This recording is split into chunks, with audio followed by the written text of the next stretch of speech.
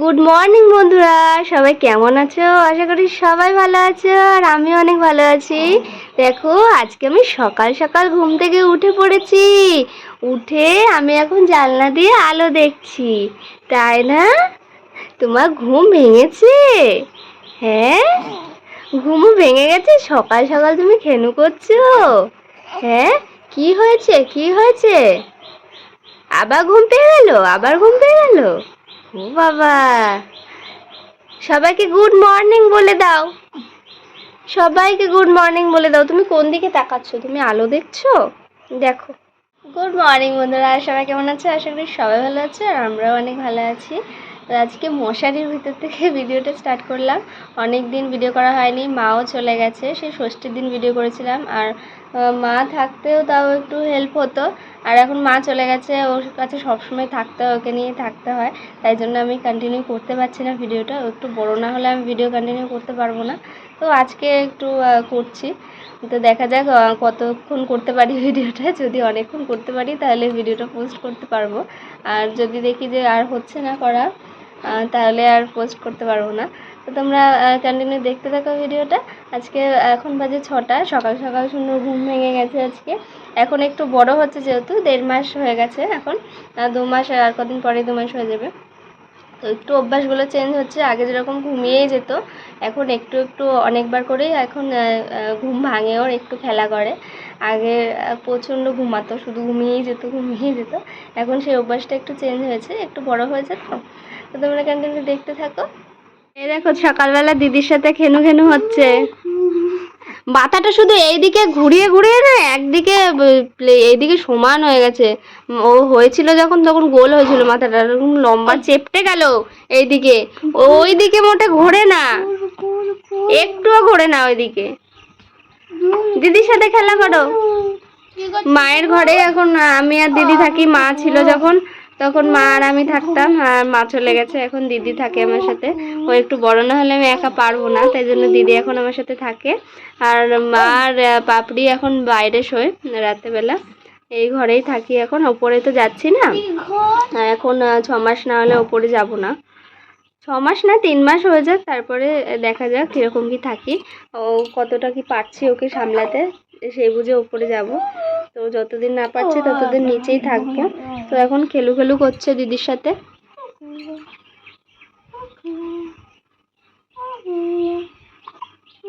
হেঁচকি উঠছে, ও শুধু হেঁচকি ওঠে ব্যাপারটা আমি বুঝি না বাবা। প্রচণ্ড হেঁচকি ওঠে, অনেকক্ষণ ধরে হেঁচকি উঠতে থাকে, কিছুতেই কমাতে পারি না ওকে। কি করে হেঁচকিটা কমানো হয় তোমরা যদি প্লিজ কেউ জানো তাহলে আমাকে কমেন্ট করো। কিছুতেই কমতেই চায় না, অনেকক্ষণ ধরে হেঁচকি ওঠে। তো আমি ব্রাশ ট্রাশ করে চা আর একটু মুড়ি খেয়ে নিলাম, আর এখন ঘুমাচ্ছে, খাইয়ে দিয়েছি। আর একটু পরে ডিম সিদ্ধ খাবো। আর আমাকে না খেলেও হবে না, আমার খেতে হবে, কারণ ও যেহেতু ব্রেস্ট ফিড করায় ওকে এখন অনেকটাই ছোট। তো 6 মাস অবধি তো ওকে বুকে দুধ খাওয়াতেই হবে, সেই জন্য আমাকেও বেশি করে খেতে হবে। প্রোটিন জাতীয়, ক্যালসিয়াম জাতীয় জিনিস খেতে হবে। আর প্রথমে ও যখন হলো 4 দিন তো আমাকে খেতেই দেয়নি, স্যালাইন টেনেছি, আর ও দুধও পায়নি, শুধু কান্না করতো। এর কাছ থেকে ওর কাছ থেকে চেয়ে খুব কষ্ট করে দিনগুলো গেছে। খাইয়েছে মা আর দিদি। আমার প্রথমে হচ্ছিল না, ব্রেস্ট মিল্ক আসছিল না, তো অনেক কষ্ট করে তারপরে খাওয়া দাওয়া একটু করেছিলাম। তারপরে 4 দিন পরে আমাকে খেতে দিয়েছিল। প্রচণ্ড কষ্ট পেয়েছি। সেই সব ঘটনা অন্য একটা ভিডিও আমি করব, আমার এক্সপিরিয়েন্স শেয়ার করব ওটি রুমে, তখন তোমাদের সবটা বলবো কীরকম ছিল জার্নিটা। তো এমনি ওকে চাইল্ড স্পেশালিস্ট দেখিয়েছিলাম, গেছিলাম কিছুদিন আগে। তো বলেছিলাম বাইরের ফর্মুলা মিল্কের জন্য বলেছিলাম, বলছে অনেকটাই ছোট, তো এখন ওই স্বাদ যদি পেয়ে যায় ওদের, আর তারপরে কিন্তু মিল্ক ব্রেস্ট ফিড করানো যাবে না, মানে বুকের দুধ আর খেতেই চাইবে না। তাই জন্য বলছে তুমি খাওয়া দাওয়া করো ঠিক করে, দেখবে তোমার বুকের দুধেই হয়ে যাবে। 6 মাস অন্তত বুকের দুধ খাওয়াতেই হবে। তারপরে দেখা যাক, তারপরেও যদি হয় তাহলে তো খুবই ভালো, তারপরে না হলে তারপরে দেখা যাবে যা হয়। তো তাই জন্য একটু ডিম সিদ্ধ দিয়েছি। ডিম তো আমি পুরো প্রেগনেন্সিতে খেতে পারিনি, প্রচণ্ড পেটে ব্যথা করতো, গ্যাস হয়ে যেত। তো এখন খাই, এবার একদিন পর একদিন খাবো। এবার কুসুমটা খাবো না, কুসুমটা খেলে একটু অসুবিধা হয়, সাদা অংশটা খাবো। তো মনার জন্য একটা দিয়েছি, আমার জন্য একটা দিয়েছি, দুজন দুটো খাবো, না খেলেও হবে না, ওকে সুস্থ রাখতে হবে। আর অনেকটা কষ্ট করে আজকে এই জায়গায় পৌঁছেছি, অনেকগুলো দিন পেরিয়ে গেল, 1.5 মাস হয়ে গেছে, অনেক কষ্ট করছি, অনেক কষ্ট করেছি। এরকম কষ্ট পাবো কোনোদিনও ভাবিনি, এত আরামে ছিলাম, এত যত্নে ছিলাম, তাই জন্যই মনে এরকম হলো। ভগবান বলছে দাঁড়া, তুই আরামে থাকবি, দাঁড়া তোকে মজা দেখাচ্ছি। প্রচণ্ড কষ্ট পেয়েছি, হঠাৎ করে যে এরকম কি হয়ে গেল বুঝতে পারা গেল না। আমি পুরো সুস্থই ছিলাম, ও একটু তাড়াতাড়ি আসার জন্য ব্যস্ত হয়ে গেছিলো, তাই জন্য একটু তাড়াতাড়ি চলে এসেছে। যাই হোক, এখন মোটামুটি সবাই সুস্থ আছি। তো আমার সেলাইটাও এখন একটু শুকিয়েছে এক জায়গায়। সেলাইটা কীভাবে সেলাই করেছে, হসপিটাল মানে জঘন্য একবারে, ঠেলায় না পড়লে কেউ হসপিটালে যায় না। আমাদের তো কোনো কথাই ছিল না হসপিটালে যাওয়ার, আমি তো বাইরে ডাক্তার দেখাতাম, প্রাইভেটে ডাক্তার দেখাতাম, আমার নার্সিংহোমেই হওয়ার কথা। দুর্ভাগ্যবশত কি হলো জানি না, সেই হসপিটালেই যেতে হলো। তো আর এক জায়গায় সেলাইটা করেছে এক জায়গায়, ওখানে কীরকম একটা সমান হয়নি জায়গাটা, এখনও ওই জায়গাটা ব্যথা করে, পুরোপুরি ঠিক হয়নি, এখনও 3 মাস রেস্ট নিতে হবে। আমি ঘরেই থাকি, ওর কাছেই থাকি, দিদি ওদিকে কাজবাজ করে, ও বারবার আসে, ওকে একটু দেখে, কোলে নেয়, সকালবেলা ঘুম পাড়িয়ে দিল, তারপরে আমি একটু কোলে নিলাম, তারপরে ঘুমিয়ে গেছে। এখন ঘুমাবে টানা, আবার খিদে পেলে তখন আবার উঠবে। তো যাই হোক, তোমরা কন্টিনিউ দেখতে থাকো ভিডিওটা, সারাদিন পাশে থাকো। ঘুমো হয়ে গেল? হ্যাঁ, ঘুমো হয়ে গেল? খিদু পেয়ে গেছে, হিসু হয়ে গেছে, তাই জন্য খিদু পেয়ে গেছে, হিসু হয়ে দিয়েছে। আমার পুচু মাথা করবো, খিদু পেয়েছে তোমার? ঘুম ভেঙে গেছে, এখন ওকে একটু খাইয়ে দিই। মুড়ি টুড়ি খেয়ে স্নান করলাম, তো তখন কাজ ছিল, তখন ওকে খাইয়ে দিলাম, খেয়েটেও ঘুমাচ্ছে এখন। 11টা 11:30টার দিকে ওকে স্নান করিয়ে দিই।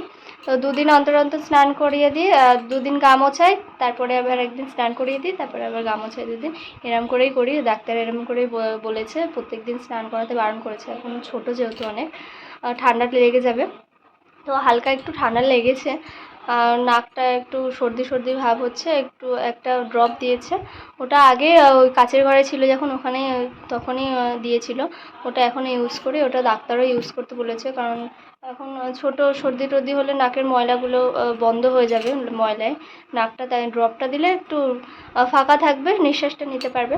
তো এখন ঘুমাচ্ছে, 11টা 11:30টার দিকে স্নান করিয়ে দেবো, আমি করাই। তো ওখান থেকেই বলেছিল, আইসিইউতে যখন ভর্তি হয়েছিল তখন আমি ছিলাম ওখানে, সেই সব ঘটনা তোমাদেরকে কিছুই বলা হয়নি, অনেক ঘটনা আছে, অনেক কিছু, অনেক দিন পেরিয়ে আজকে এসেছি এখানে। একটু শক্তপোক্ত হয়েছি, একেবারেই নরম ছিলাম, ওকে কোলেও নিতে পারতাম না, মাই ওকে সামলাতো, এখন নিজেই সামলায়। আর ওখান থেকে বলে দিয়েছিল যতটা সম্ভব মায়ের কাছে রাখতে বাচ্চাকে, মায়ের সংস্পর্শে, আর সমস্ত কাজ যেন মাই করে যতটা পারবে, তাহলে বাচ্চা সুস্থ থাকবে। 3 মাস অন্তত এরম করে রাখতে বলেছে। আর বাইরেও ওকে এখন বের করি না, আর উঠোনেও বের করি না, শুধু বাইরে ডাইনিংয়ে যেদিন গরম হয় সেদিন সন্ধ্যাবেলায় একটু বের করি, মশারি দিয়ে ঘুমায়, মাদুর পেতে দিই, ওখানে বিছানা করে দিই, ওখানে ঘুমায়। তারপরে আবার রাতে ঠান্ডা হলে ঘরটা, তখন আবার রাতে চলে আসি, এইভাবেই আছি এখন। এখন ঘুমাচ্ছে, ওদের আর কাজ কি, খাওয়া আর ঘুমানো। তো এখন একটু ঘুমটা দাও একটু কমেছে, তো একটু বড় হচ্ছে। বসেছি, একটু উষ্ণ গরম জল করে নিয়েছি, আজকে রোদ সেরকম ওঠেনি সকাল থেকে, এক্ষুনি রোদ উঠলো, এক্ষুনি রোদে জল দিলে তাহলে আবার গরম কখন হবে, দেরি হয়ে যাবে, তো তাই জন্য উষ্ণ গরম জল করে নিলাম। আর এই যে আমা ছানু ছানু কোব্বা, ছানু ছানু কোব্বা, তুমি আবার এদিকে দেখাচ্ছ, এদিকে দেখাও, এদিকে দেখাও, এইদিকে ঘোরো, লম্বা হয়ে যাবে মাথা, মাথা লম্বা হয়ে যাবে, তো মাথা লম্বা হয়ে যাবে। আজকে স্নান করাবো না, ঠিক আছে, আজকে গা মুছিয়ে দিই, ঠিক আছে। খুব ঘুমাচ্ছো, খুব ঘুম পেয়েছো আমা, তাড়াতাড়ি করে গাটা মুছিয়ে দিই, ঠিক আছে। দেখি দেখি দেখি, ভালো করে মুখটা মুছে দিই, নোংরা লেগে থাকবে তো। চোখ দেখি, চোখ দেখি, ও মা, এই চোখটা দেখি, এই চোখটা দেখি, ও সোনা, দেখি দেখি দেখি, নাক দেখি, নাক দেখি, মুখটা, চচ্চর চচ্চর করছো। দোদোকে মুখে লাগিয়ে কি করেছিল দোদোকে? মুখটা মুখটা কি করছিল তুমি? মুখটা কি ছিল? হ্যাঁ, সবাইগুলো কি লেগেছিল? দোদো লেগেছিল? দোদো দোদো লেগেছিল? এদিকে এদিকে মুছিয়ে দি, এদিকে মুছিয়ে দি, এদিকে মুছিয়ে দি। আজকে গা মুছিয়ে দিচ্ছি। দেখি এদিকে ঘোরো, ওদিকে ঘোরো। হ্যাঁ, না কালকে করিনি, 2 দিন পর পর করায়। জিপটা দেখি।